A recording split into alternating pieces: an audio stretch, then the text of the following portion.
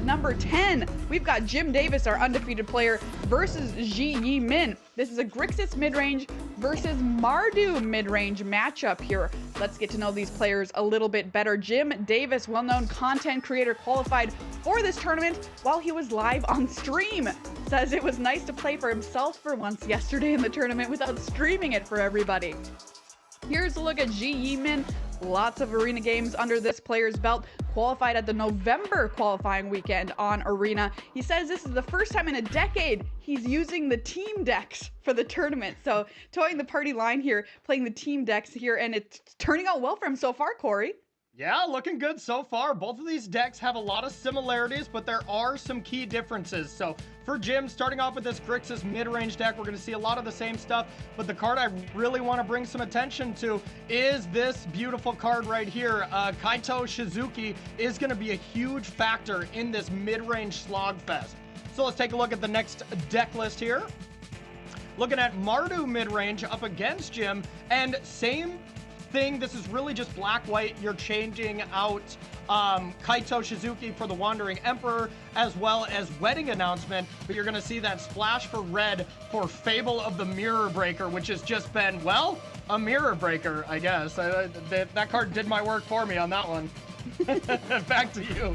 That's a look at the decks here in this mid-range battle. It's time for our predictions. Riley, who do you think is going to take this one home? Look, I'm going to back the Mardu list here. It's a little unorthodox. I mean, I suppose Jim's list is as well, but I really, really like the look of this Mardu pile, so I'm going for that. All right, what about you, Corey? You're tied with Riley right now. I'm tied. I think I'm going to try to break it because I heard a famous song that you don't mess around with Jim, so I don't think any of these players should be messing around with Jim, so I'm going with Davis. Yeah, I'm going to pick Jim Davis for this one as well. He hasn't lost so far in the tournament, and I don't think that he's going to start now. Very, very excited for this round number 10. Can Jim Davis continue his undefeated streak here at the Neon Dynasty Championship, or will Zhi Yimin stop him in his tracks? We'll find out coming up.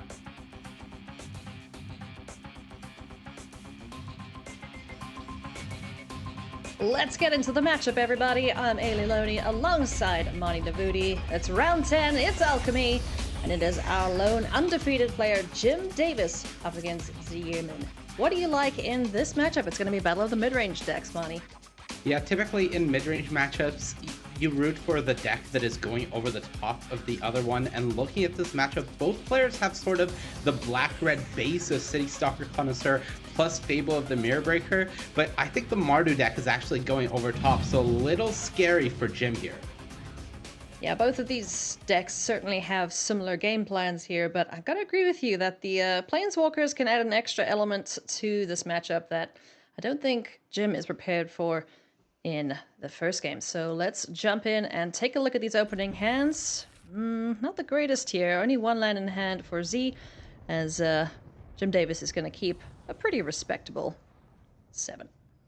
Yeah, keeping a one-lander with double duress on the draw isn't exactly where you want to be, and especially against Jim's deck where in game 1, you have all those creature threats to worry about. You don't really want to be playing duresses and then have your opponent curve something like a Rahilda or a Harvester into a Graveyard Trespasser. Yeah, so gonna send back one of the cards in hand, and we'll hope to find the third color source here. Z, as he's drawn a Tainted Adversary off the top of the library. And on the other side of things, Jim will be able to get down Blood Tithe Harvester, and we'll hope to find land number 3 to keep curving out into either the Graveyard Trespasser or the Fable of the Mirror Breaker. Both players have really powerful 3-mana plays here, and big for Z to find that third land. Jim hasn't found it quite yet, but one of the cards that I'm really looking at is Wedding Announcement in the hand of the Mardu deck. That has typically been a card that's been really impressive in these sorts of mid-range to control matchups, and especially if your opponent is stumbling like Jim currently is, it can just be a complete game changer. Yeah, it's a little bit unfortunate not to draw land number 3 here. A second Blood Tithe Harvester available for Jim Davis, though. So he's going to get a swing in here with a Blood Tithe Harvester. Is this Tainted Adversary interested in trading? G says, yes, please, very much. And this will clear the battlefield if this block sticks, but changes his mind at the last second here. So Let's see if this 3 points of damage gets through. Yeah, it's interesting because you do want to keep the board clear in some ways, but you also have a bunch of removal in your hand. So you could use something like a Skyclave Apparition or Vanishing Verse potentially later on other creatures. So maybe you want to keep your Death Touch creature around, but just making sure that you're not taking any damage, keep Jim's board clear, and especially seeing Jim miss that land drop is huge for Z, as now suddenly he's in this great position where has a choice of what 3-drop wants to play. We don't know what that Forsaken Crossroads is on. He didn't have a red source in hand previously, so he may have named red for Fable, but it looks like white for this apparition. Yep. So Fable the Mirror Breaker is going to hang 10 just for a little while. But Skyclave Apparition cleans up the second copy of Bloodtide Harvester, and there is land number 3 for Jim. So he'll be able to run out a 3-drop of his own, either the Trespasser, start munching on some graveyards, or Fable the Mirror Breaker. Yeah, wouldn't be surprised to see Jim just run out Fable here, considering his hand is a bit awkward. Setting himself up to get that second chapter next turn and loot away some of these cards would be really good, and that may incentivize Z to just use Vanishing Verse this turn and get rid of that Fable before Jim is able to get to that second chapter. Yeah, Fable the Mirror Breaker, very powerful once it flips, but sometimes you forget that the middle chapter is also extremely good at declunking your hand, as it were. But opts against it, and is just going to run out the Wedding Announcement, swing in here with the Skyclave Apparition, asking this little Treasure Goblin, hey, you want to trade? I'll give you a 2-2. And Treasure Goblin says, no thank you, I will take my gold. Yeah, it looks like just getting that Wedding Announcement down, trying to capitalize on the mana advantage and board presence that you already have. Let Jim have these cards. You have an answer to the Fable before it gets out of hand. And still no red source for Z, but he does have the ability to go double black-white 2-drops next turn in the Adventure plus Vanishing Verse on whatever target Jim is presenting that is the most threatening. Yeah, and you got to think at this point with Wedding Announcement down on the battlefield, you're going to want to try and go wide with your creatures, because as soon as that flips, it's an Anthem effect. It's also able to draw you cards if you're attacking with multiple creatures. As we'll see the decision made here for Jim Davis, who finds a Hive of the Eye Tyrant and Clearwater Pathway. One of the big things is Jim has found the lands he needs, but he's found a bit too many now, as that aspect of the game doesn't really matter anymore. And trying to 1-for-1 removal against a Wedding Announcement isn't ideal. You don't really want to be in that position where you're just trying to get rid of a token and then they make another one. So yeah, Jim wants to develop this Graveyard Trespasser, but he's in a position where he's definitely behind right now. Land for turn is going to be the Hive of the Eye Tyrant, Voltage Surge, still available courtesy of the treasure from the Goblin. So let's see how Z plays this turn out. There's the red source, Haunted Ridge, right on time.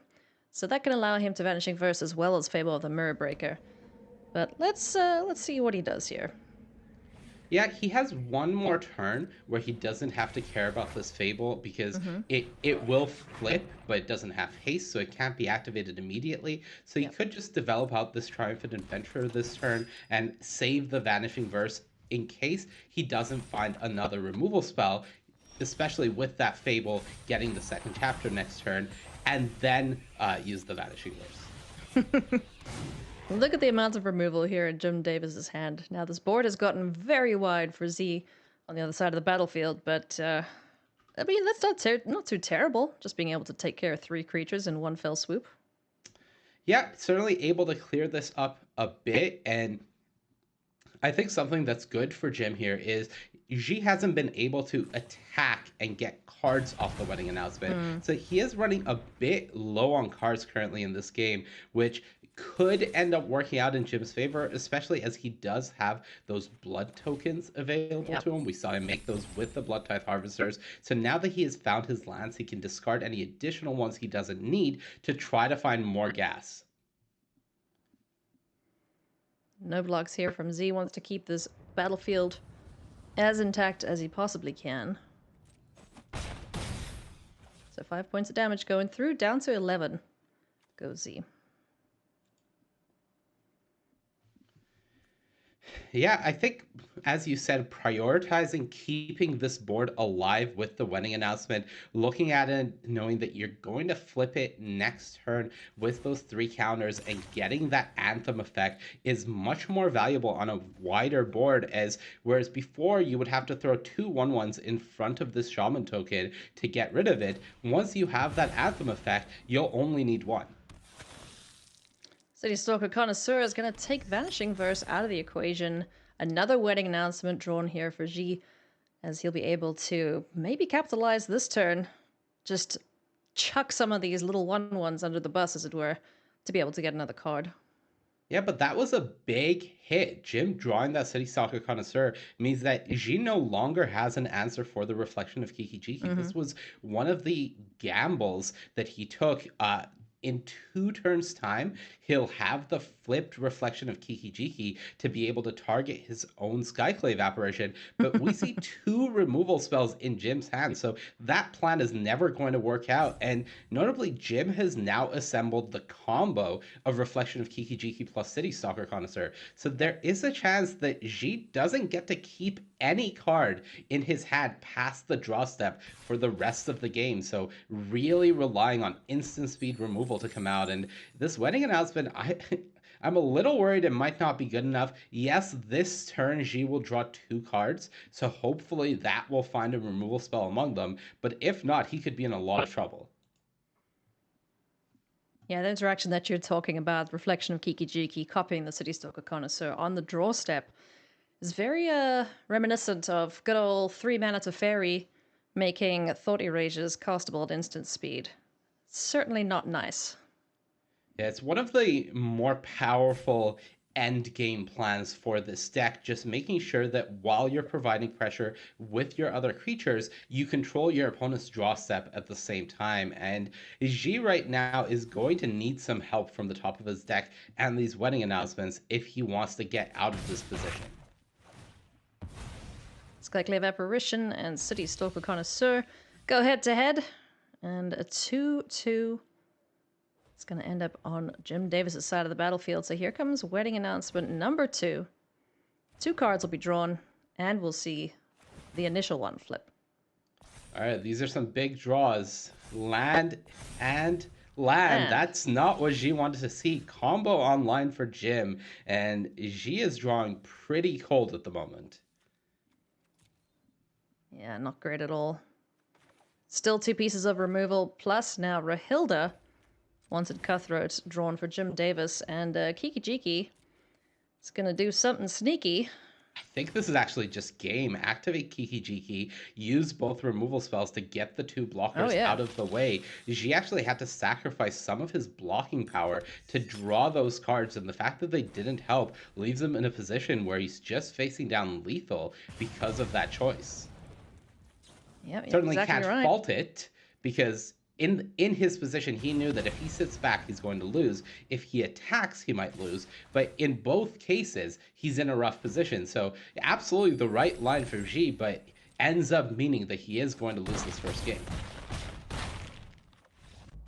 Look at that. Jim Davis picking up game number 1 in very commanding fashion here against Zhi Yimin. But now we get to go to sideboard. So what is the plan here for Zhi against this Grixis midrange from Jim Davis? Both players get to bring in some of their bigger elements. We'll likely see cards like Lulth and maybe even Lisa come in from Ji. Jim, same idea. You want to take out some of your smaller removal, some of your creatures, especially from Jim's side. Your red removal isn't as great because Ji doesn't have cards like the Blood Tithe Harvester or the Rahilda. So Voltage Surge not looking as good, Flame Blessed Bolt not looking as good, but you really just want to try to go bigger.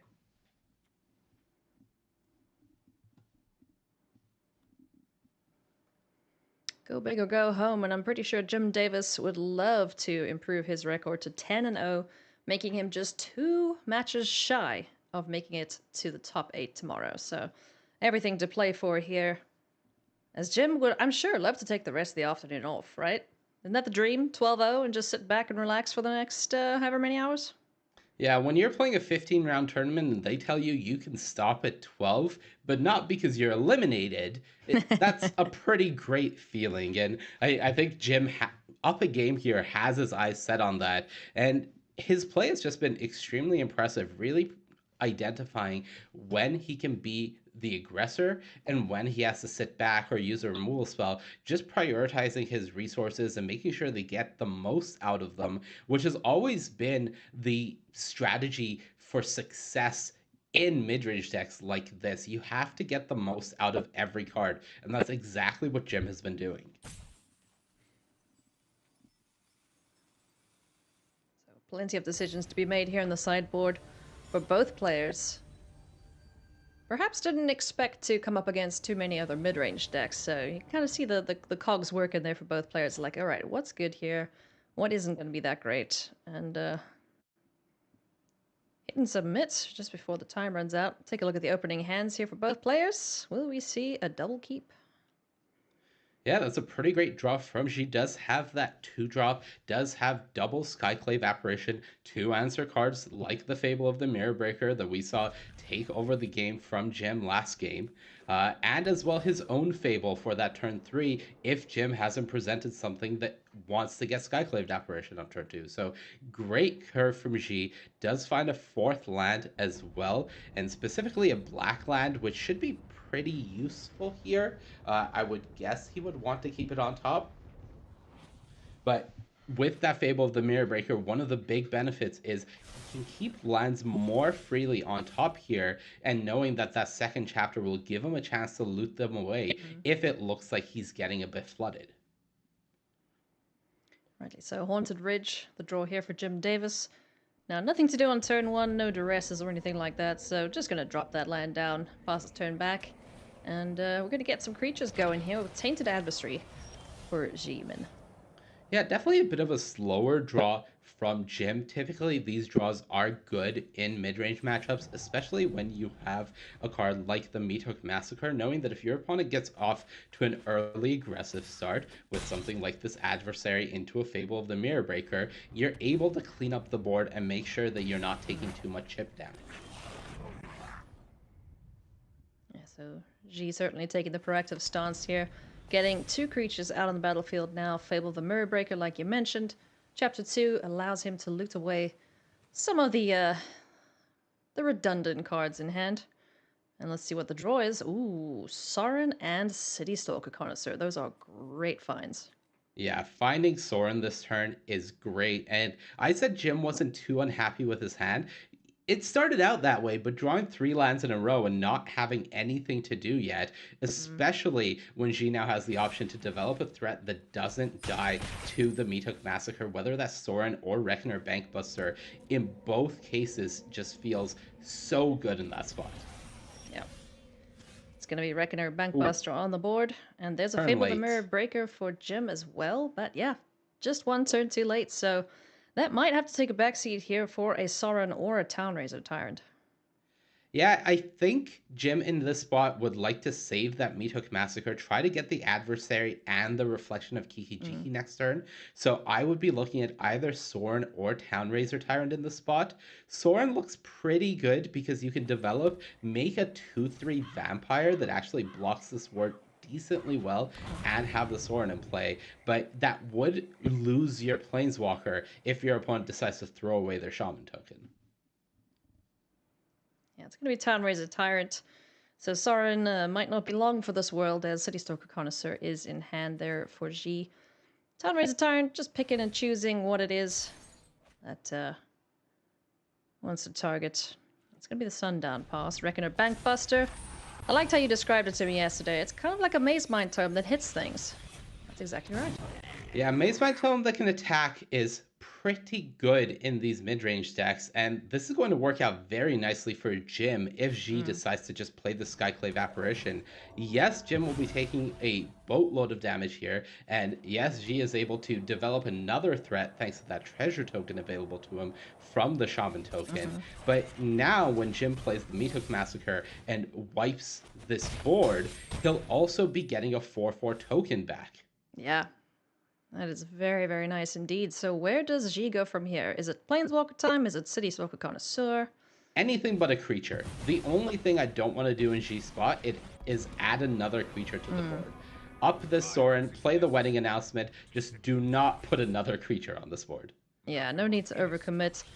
With this amount of creatures on the battlefield, if you can just get through to your next turn, most likely he's going to win the game here. But Meathook Massacre is going to ruin those plans, clear this board up, and as you mentioned, give himself a 4/4 for his troubles. 4 life gained, 4/4 made. This is still an okay position for Jim Davis. Skyclave Apparition not able to answer this token, so won't be able to clear that off the battlefield. And back at 10 life, Jim is feeling okay. He has gas in hand, he has follow-ups, and this 4/4 token really goes a long way towards stabilizing Jim Davis.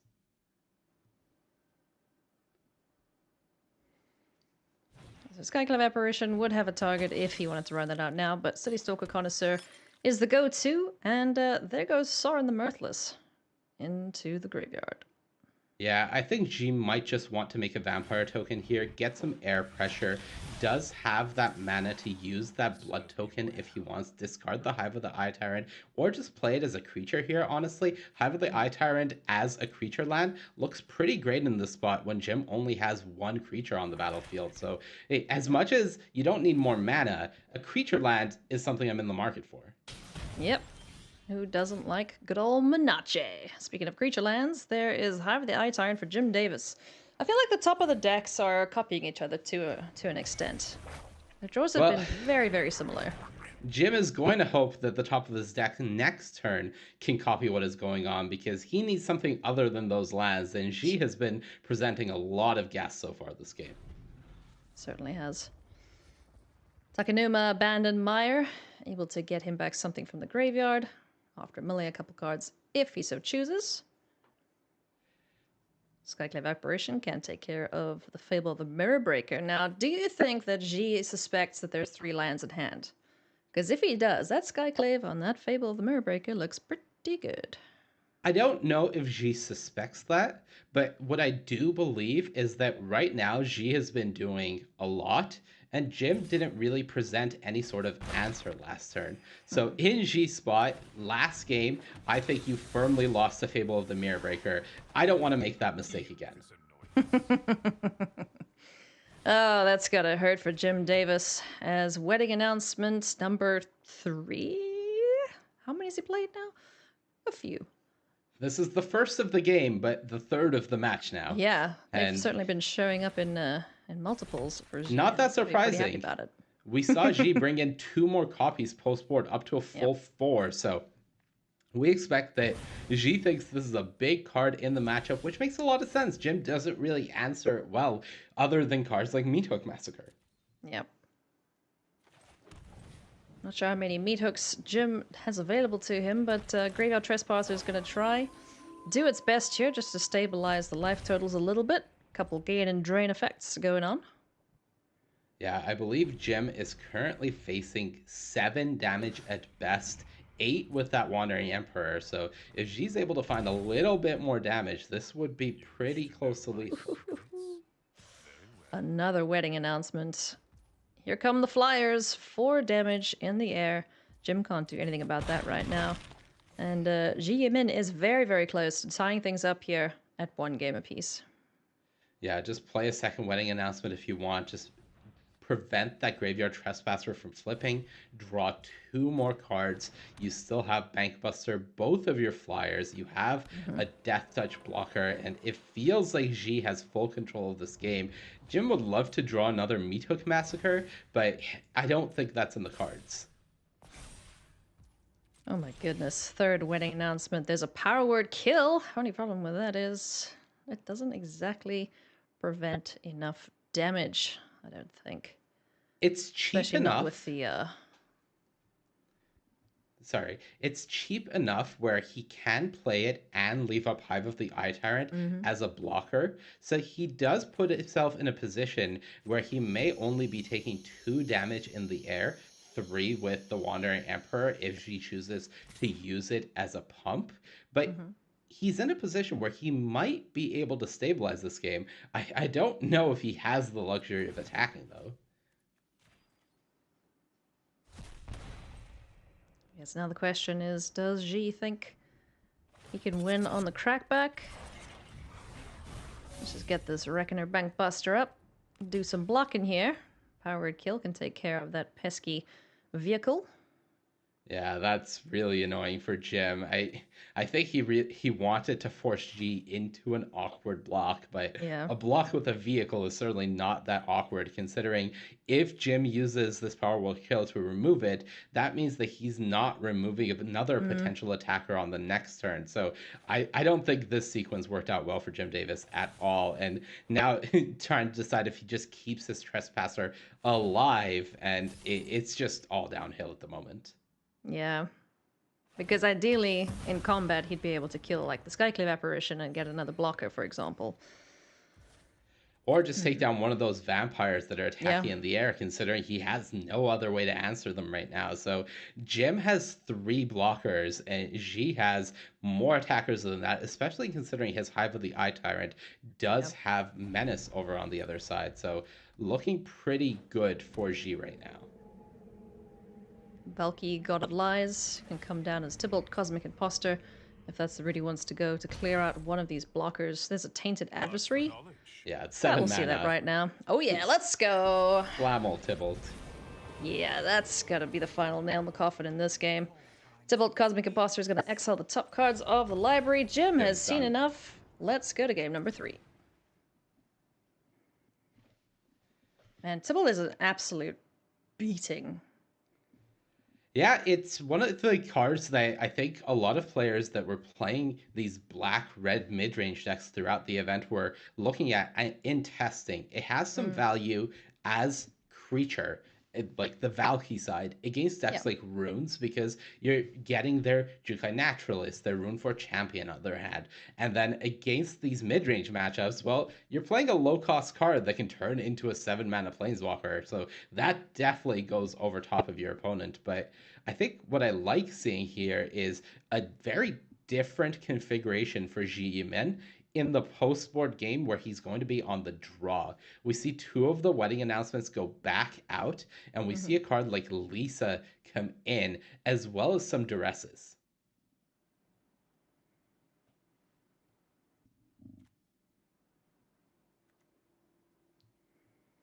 It's a very interesting matchup here between these 2 mid-range decks. It's never like 100% certain who's going to win each matchup because, you know, if the top of the library behaves for you, it could well swing back in your favor.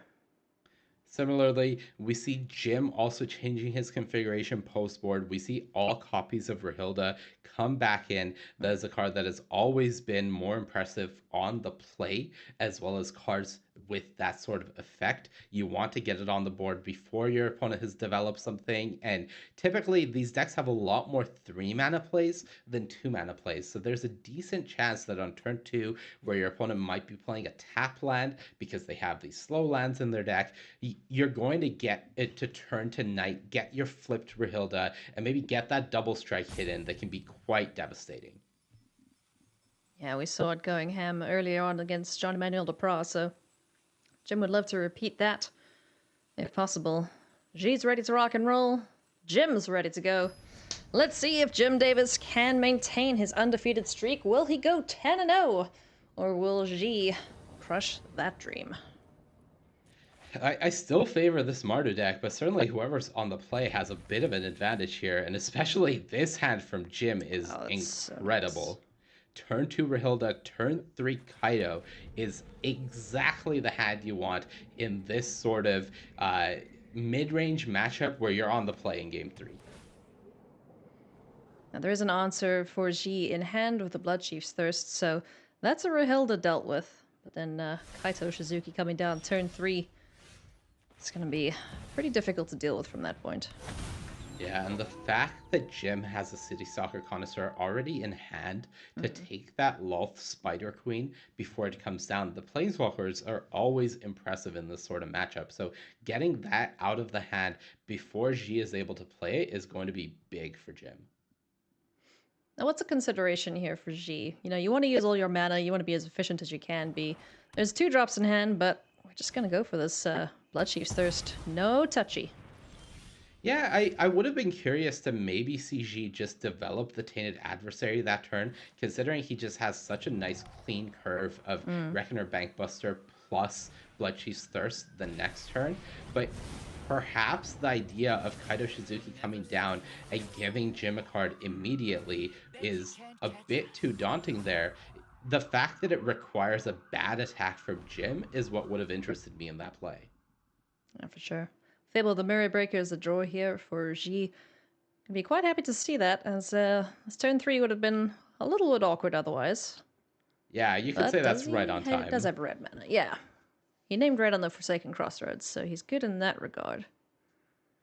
Yeah, right on time, and hopefully this Fable is able to sort of clear up this clunky hand from G, as we know that Jim's hand continues to just look excellent, and Yeah. Kaido's going to pad that as well. Yep. Kaido's a really, really cool planeswalker. As is City Stalker Connoisseur, a really good creature now. Is this like a roll of the dice being like, and give me something good? Yeah, I think it's just thinking about the consideration, do I need to play this turn, considering maybe some of the cards that you're really trying to get out of your opponent cost 5. Maybe you could slow roll it a turn and just play Town Razor Tyrant there and keep up the pressure. I think Jim was more hoping to get something like a City Stalker Connoisseur out of G's hand that turn, rather than the Lolth that isn't playable for another turn. But as things stand, if he could see G's hand currently, I would guess that Jim would be pretty happy with his position. Yeah. And I guess the nice thing, too, if the City Stalker Connoisseur comes down on G's side of things, is that if he values the disruption more than the Town Razor Tyrant blowing up things, then he has that choice between the 2 4-drops. Yeah, and Xi only chose to discard 1 card there, but I would have been really tempted to try to find some sort of removal spell for the City Stalker Connoisseur, allowing you to finish off the Kaido Shizuki. Yeah. So the Goblin wouldn't be getting through that City Stalker Connoisseur at this rate. So let's see what the play is here. Can either go 2 drops or the City Stalker Connoisseur and try and nab something out of the hand here of Jim Davis. 2 2-drops seems nice. You get the Bankbuster on the battlefield as well as a Death Touch blocker for the opponent's Connoisseur. But the big problem here for Xi remains this Kaido Shizuki with this unblockable token that he doesn't have a removal spell for currently. It's just going to fill Jim's hand with cards, and it almost feels like an inevitability for Jim to find an answer to this Fable of the Mirror Breaker. That's what he's going to be hoping for, as the combat step yields 1 more point of damage, unblockable damage that is, and Kaito will be able to plus draw a card without discarding, and another land off the top of the library. There is a blood token to try and get some of these lands out of hand, but it's City Stalker Connoisseur time, and he's going to be happy to see this Connoisseur from the other side go to the graveyard. Yeah, this is going to be really big for Jim. Not only does he get that Connoisseur out of the hand, but again, with that land drop, as you mentioned, able to use that blood token, get rid of one of these extra lands, and feels like he's in a pretty good position. Though now she is able to use Valky to get this Town Razor Tyrant out of the hand, which is at least a nice break for him. Yeah. Likely gonna, well, thinking about leading off with the Duress just to get perfect information, because it is always feels bad when Valky hits the board and you don't actually get anything out of your opponent's hand. Similarly with Duress, right? Yeah, and this is what's awkward, is if you go Duress and see a creature, you can't activate the Reckoner Bankbuster anymore if you also want to play Valky. So I feel a little tempted to lead off on the Valky first here, as a lot of the threats from Jim's deck in this postboard are creature threats. So the Duress takes a look-see and is disappointed to not find a non-creature spell. But Reckoner Bankbuster is going to be the go-to here. There's a Fable of the Mirror Breaker drawn. I wonder if Xi will throw away this Shaman token to get a treasure and just get Valky on the battlefield. Because if this Town Razor Tyrant hits the board, I don't know how much Xi can come back from that in this current spot.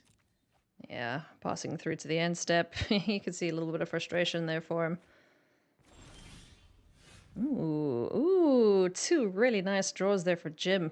Soul Transfer and the Meat Hook Massacre can clear off the board if things get a little out of hand on G's side of things. Yeah, and especially having that Town Razor Tyrant in hand. Yes, G has access to Reflection of Kiki Jiki plus Tainted Adversary if he would really like, but this flying attacker is able to get over top of all of the death touch shenanigans that are happening on the other side of the board. The big question for me is if Jim cares enough about this Reflection of Kiki Jiki to just meat hook it away at the cost of his ninja token. I think we're about to find out. Ninja's going to get in for a swing anyway. 1 point of damage. Ooh, we're getting feisty. I like it. Yeah, I think Jim is incentivized to use this Meat Hook Massacre for 2 here, so he's okay attacking with the City Stalker Connoisseur, knowing that at some point these Connoisseurs are going to trade with that adversary anyways. Yeah, so let's Meat Hook. Let's get this 2 toughness creatures off the battlefield. City Stalker Connoisseur will survive. Now this does leave the Town Razor Tyrant right for the picking once again for Valky, so let's see if Xi is going to let that opportunity pass him by. Yeah, fortunately, Jim now has an enchantment and an artifact out, which means that he's able to use both modes of soul transfer. And I wonder if this will be enough incentive for him to keep the blood token around rather than sacrifice it at this end step to discard one of these extra pathways in hand. Yeah, because there's some goodies that he could get back from his graveyard with soul transfer, so I'm thinking he'll be pretty incentivized to do that. In all cases, he is pretty far ahead right now. Yes, G was able to find that 5th land, which means that he can develop one of these 3 drops here if he would prefer that to Valky. It's possible that at this point he's resigned that I need this Valky to come down as a Planeswalker to have a shot here. Maybe the line from Zhi Yimin is land Fable of the Mirror Breaker to create that Shaman token, and then the next turn, if he's able to find the land, he can throw away this 2/2 to try to get Tybalt down. But again, that soul transfer is waiting in the wings there as an answer to any big threat that Xi is able to put down on the board.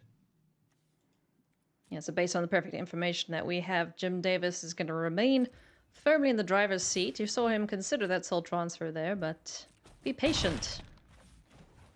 Good sir. Just keep drawing cards. Just keep finding answers for everything and anything. Yeah, Kaido has been on the board for thoroughly too long now. Oh, yeah. Jim just has all the cards that he wants to work with, can remove this Shaman token if he wants, and still develop Town Razor Tyrant here. And yeah, let's just do both modes. Why not? Oh, goodness. Now, wait, City Stalker, does that hit Valky? I'm not actually sure. Let's find out. It's probably going to be wedding announcement, but if it hits Valky, that's real cool. Nope. Yeah. All right. It is able to be cast, as we do see the casting cost there, but the card ultimately only has one face, and that face is Valky, which is a 2-mana card. Yeah. It's not like the split cards from Ravnica or... What was the last set that had them? Where you count the entirety of the face on the card. Right. And you see G actually opt to keep both cards. It feels like he's all in now on Tybalt if he's keeping that land and this Valky. And I don't know if he has enough time for this to work. I think we're going to see this turn start with a Reckoner Bankbuster activation, but it feels like G is just too far behind for any of this to work now. I mean, if he wanted, he could Valky, grab the Town Razor Tyrant, and turn into the Town Razor Tyrant. Yeah, but that's not not good enough great. because these Death Touch creatures as well, we do see that Den of the Bugbear and Hive of the Eye Tyrant available for Jim Davis. Lots of dudes coming out. Valky's gonna grab the Town Razor Tyrant. Sundown Pass will allow him to become the big spooky dragon. And he's just gonna do it straight away. He's like, alright, this is me. That also protects him from the powered kill that he sees in hand. Exactly. Having the information about the power word kill means that you don't have the luxury of waiting, because if you activate it on Jim's turn once the mana is untapped, Jim will just respond and kill off your Valky. So Yep. now he does it. He's safe from the power word kill and able to crew the Reckoner Bankbuster as a blocker. But all of these sort of feel like desperate plays to me. It feels like you're doing whatever you can to try to stay in this game, but on the other side, your opponent is just pulling further and further and further ahead. There could be some fun shenanigans if G is if G manages to survive, which at this rate is not looking super great, considering there's a menace creature joining the fray alongside these Death Touchers, where Mighty big F. yeah, mighty big if. So if he could find some removal just to take care of one of these threats, he could start making a bunch of Town Razor Tyrants with Kikijiki, which sounds great, but probably won't happen. Yeah, he's going to survive this turn, mind you. I wouldn't be surprised if we see a crew on the Bankbuster and just block one of the City Stalker Connoisseurs to try to minimize the damage you're taking. But the question isn't this turn. The question is, this power word kill is going to clear off this Bankbuster before a block. You're going to take 9 damage. Kaido's going to draw another card, and your opponent has a lot of gas to work with and is still at 22 life when you're top decking. Not a situation you'd want to find yourself in, so gotta feel for Zhi in this point of the matchup. Kaito Shizuki gonna draw another card. That's another land. Curse these lands, but you know, Jim Davis is not short of things to do for sure. Yeah, I don't think Jim's complaining, and that crossroads No. draw is going to all but lock this up here for Jim Davis. Does have a menace attacker, does have 2 connoisseurs that will drain if they die. So the Meathook Massacre can finish Zhi off with that last point of damage, even if he does block each of these connoisseurs with his 2 creatures. And that's not to mention that Jim still has access to 2 new cards with those blood tokens. Advantage overwhelming for Jim Davis, who remains undefeated, 10-0.